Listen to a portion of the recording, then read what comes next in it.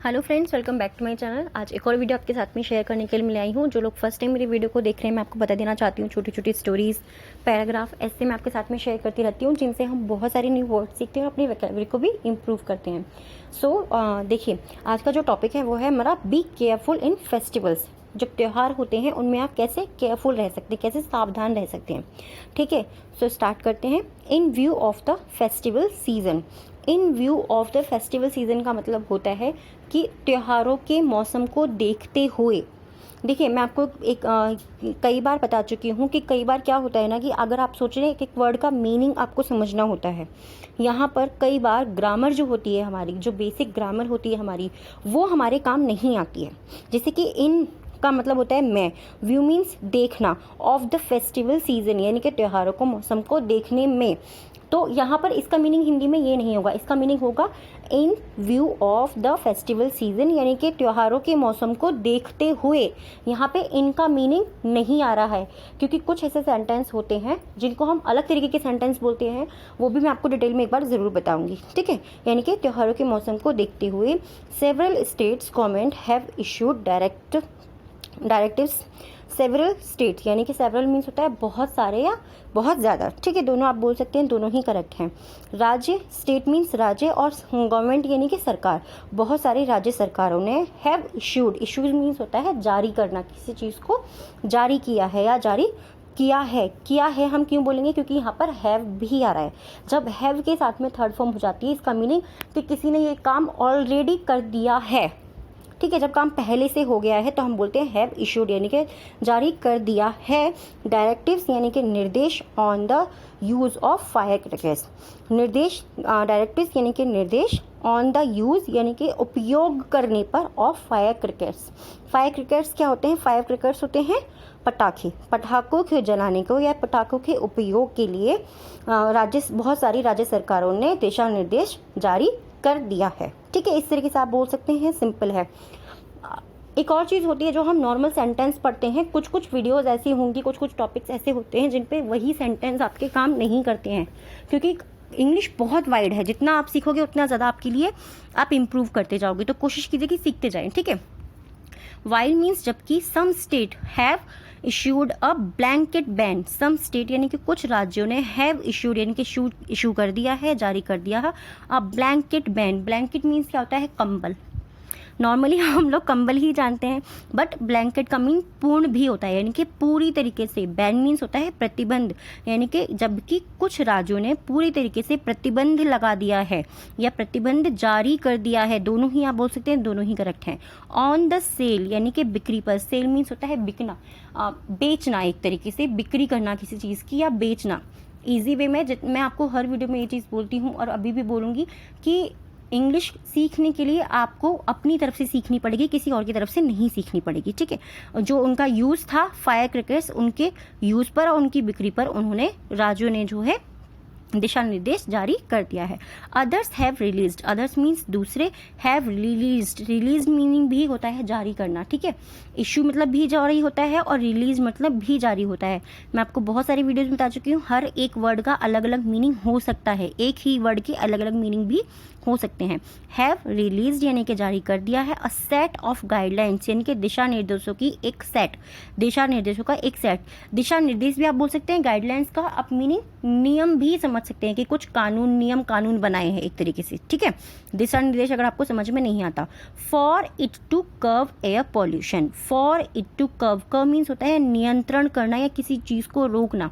ठीक है, किसी चीज़ को कम करना, किसी चीज़ को रोकना, यानी कि curve, curve of air pollution. Air pollution यानी कि वायु प्रदूषण को नियंत्रण करने के लिए, उसको रोकने के लिए कुछ दूसरे राज्यों ने जो है कुछ दिशा निर्देश जारी किए हैं।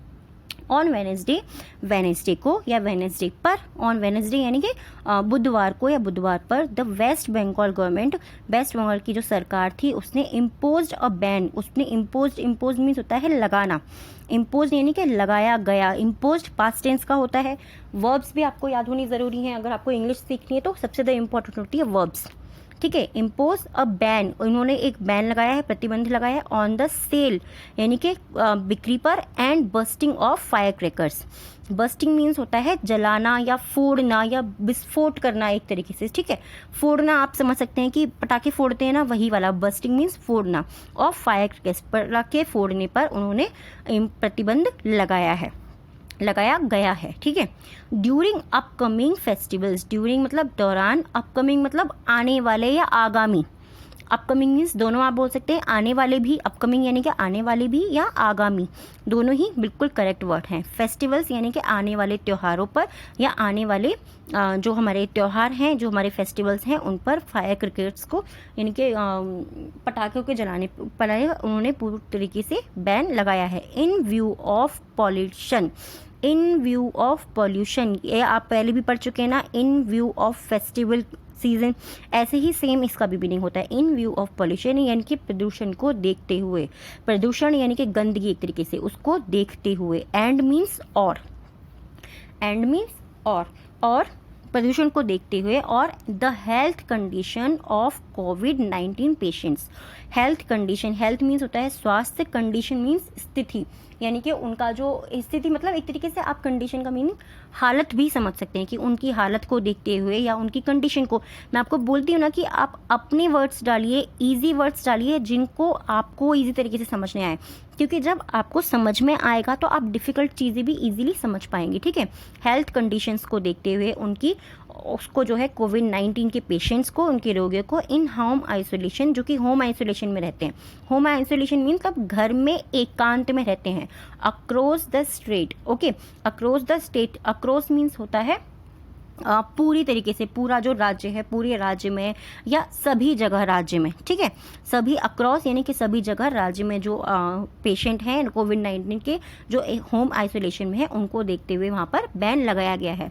आप लोग बोलते हैं ना कि आप न्यूज़पेपर ज़रूर पढ़ाया कीजिए। ये जो आर्टिकल है ये मैंने एक न्यूज़पेपर से ही लिया है, और ये एक्चुअल न्यूज़ है, ये रियल न्यूज़ है, ठीक है। ये फेक सेंटेंस बनाए हुए नहीं है, ये एक्चुअल न्यूज़ है एक न्यूज़पेपर से। तो वही मैंने आपके साथ में शेयर किया, क्योंकि मुझे लगा कि यस, इस तरीके की वीडियोज़ मैं आपके साथ में शेयर कर सकती हूँ। और आपको ये कैसा लगा है प्लीज़ मुझे कमेंट में ज़रूर बताइएगा। अब आ गया हमारा 3 वर्ड्स का टाइम, जिनको मैं देती हूँ आपको, और आपको इनसे सेंटेंस बनाना है।